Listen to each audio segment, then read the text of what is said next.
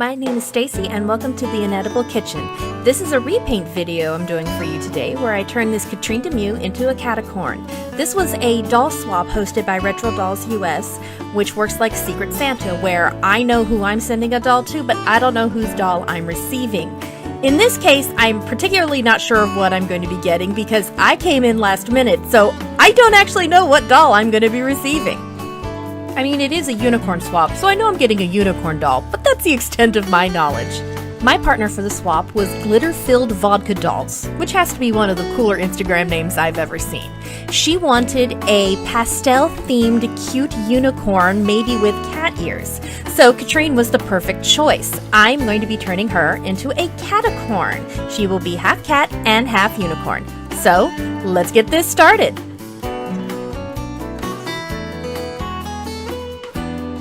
As always when I'm working on a doll, the first thing I do is stalk the shed in the backyard.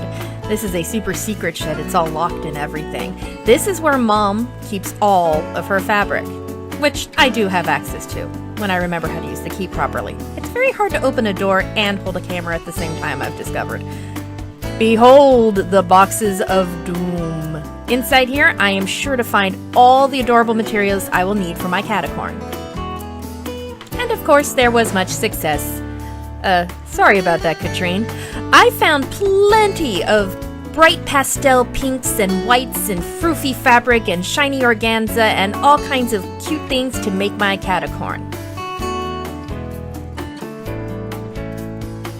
Of course, the first thing to do with Catrine is to get rid of her cat tail. Since I'm going to be giving her a unicorn tail, this beautifully made but very useless to me cat tail is going to have to come off. Since the swap is hosted by RetroDolls, the only requirement is that you use their hair. So I picked up this fluffy yarn in Grinch, which I will be using for her tail and part of her hair. And then I also got this nylon hair called Gooseberry that will also be part of her hair. Since I'm going to be making a wig, the first thing we're going to have to do is take that head off and get rid of that stubble. After dunking the doll in some hot water to make the head squishy, it pulled off the neck peg real easy. I then went to town with a pair of long-nosed pliers and pulled out all the icky glue and stubble left inside the head. Technically with a wig you don't have to do this, but for me, I like it because I'm not that good at making wigs, frankly. So much icky glue. But Catrine's head is now nice and clean, and yes, there's a hole in the back of her head because it was easier to get the hair out after a while. That will be glued back into place before I put the wig on. Time to remove all the factory paint. I use 100% acetone nail polish remover just because it's easy. But what I use for wipes are these nail wipes. I picked them up at a Sally's Beauty. They are by far the best thing I have ever used because they don't leave cotton cooties behind on a doll head. Using the nail wipes and some Q-tips together, I'm able to remove all of her factory paint. You gotta squish her head around to get into the crevices, especially the lips, to try and get all the color out. Unfortunately, in the process, I did pop the back of her head off, which meant I had to glue it back in place. Oops!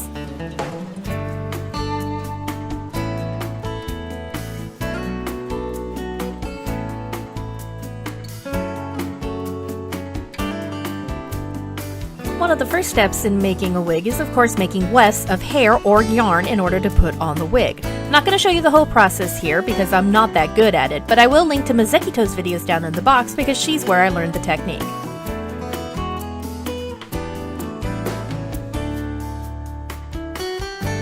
Using the yarn instead of the hair was basically the same process, although it did need a little bit of combing in order to make it really lay flat. To make the wig cap itself, I did put Catrine's head back on top of her body because it's just easier. These are the basic supplies needed, which are stretchy material and saran wrap. And again, not going to show you the whole process because Mazekito tells you much better than I ever could.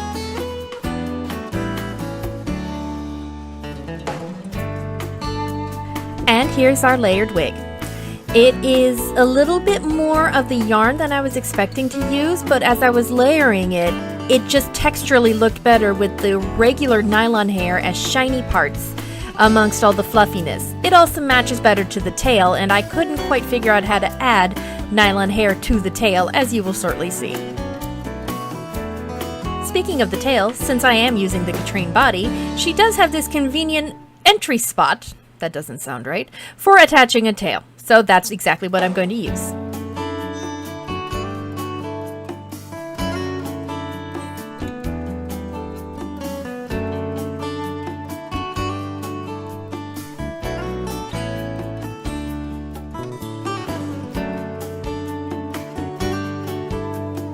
It's hard to see what I'm doing here, but I'm wrapping the tip of the tail in floral wire so that I'll be able to insert it into the hole in Catrine's back. There we go, all finished and glued into place so it won't come out. Now it's time to move on to the fun part, body blushing and face up.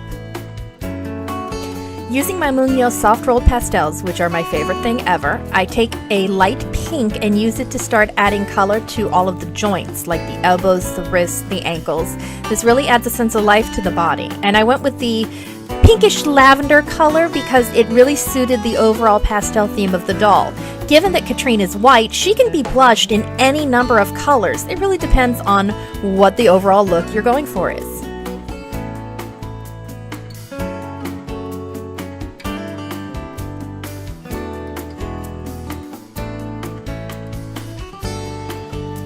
While I was here, I went ahead and started blushing her face as well. Since I was already going to have to spray her body with Mr. Super Clear, I decided to get some pastel on her face as well. That would save me on time and supply since I could do the first spray all at once. Here you can see me starting to add what is effectively eyeshadow on a doll. Again, using the same purples and pinks that are not only in the rest of her body, but also on the clothing itself, which you'll see later. This really adds an aesthetic to the doll that I like because I like harmonious colors. Mind you, her hair color is green, but the green and pink go so well together I just couldn't resist running with it.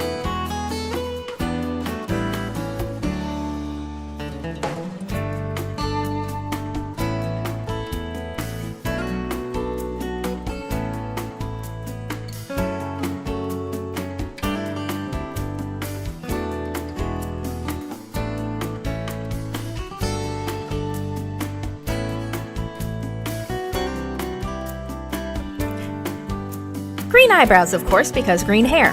I mean, I could have given her blue eyebrows, but then you might wonder if she dyed her hair. And usually you dye into a unicorn, not unicorns dying away from themselves.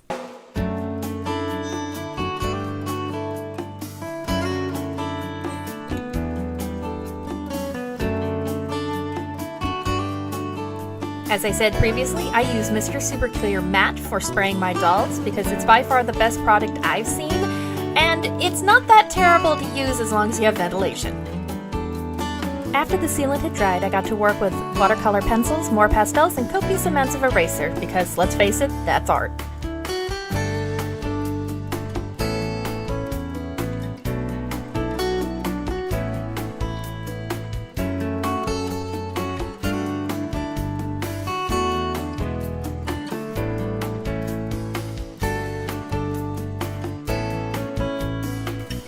I spray my doll with sealant every couple of steps just so I can help build up color. It also saves the progress I've done previously. I learned a long time ago that you make many layers.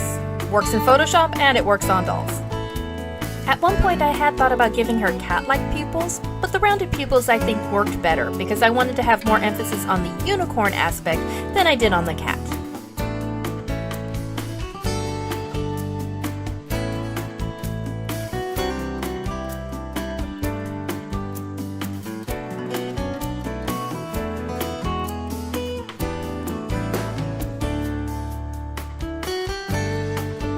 I also added some cute little heart-shaped tattoos to cover up some flaws that were left over on her face.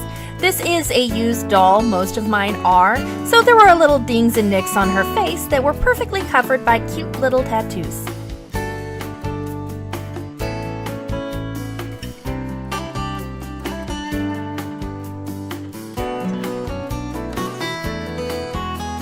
With the face seal the final time, I use acrylic white paint to add eye shines. Fun fact, eye shines are a catch light in the eyes, which can be mimicked with softboxes when you're doing photography. Just a little fun fact.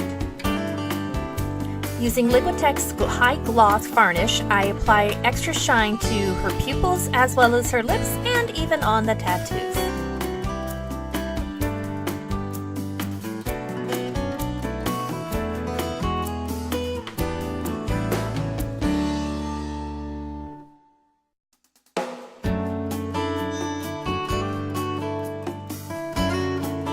There's no footage of me sewing the clothes, but we can have a little show and tell. First up is a little dress I made that has a high neck and no sleeves. It also has a fluffy, ruffly skirt. I based this pattern off of one I built for another doll named Sawyer that's based off a character from my friend Alexis's webcomic King's Folly. There's Sawyer.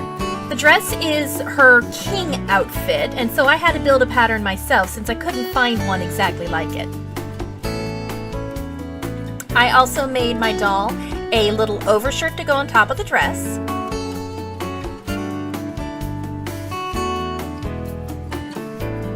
And then she also got a high-waisted and pleated skirt. I pulled this skirt straight from my swap partner's Pinterest because it was too adorable not to include.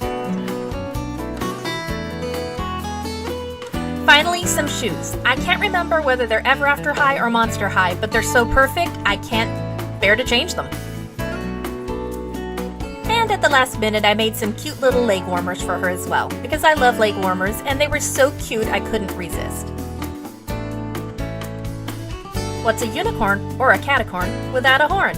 I made this one out of translucent polymer clay since my first few attempts to make one out of resin completely failed. It's definitely going to have to be something I revisit later. As you can see, Catrine now has her wig on, and it's time to affix the horn.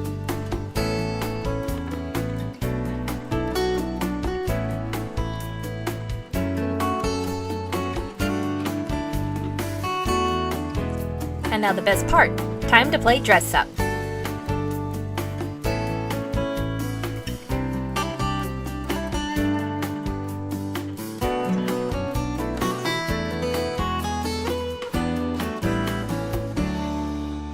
And here she is, my catacorn. I did add lashes on at the last minute because I thought they fit better. What I love most about her is how interchangeable her outfit is. There's so many different ways her clothing can be put on or switched around.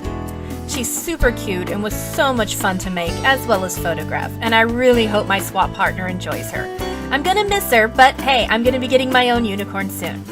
Just so you know, her name is now Kira because it reminds me of kitten, which means unicorn.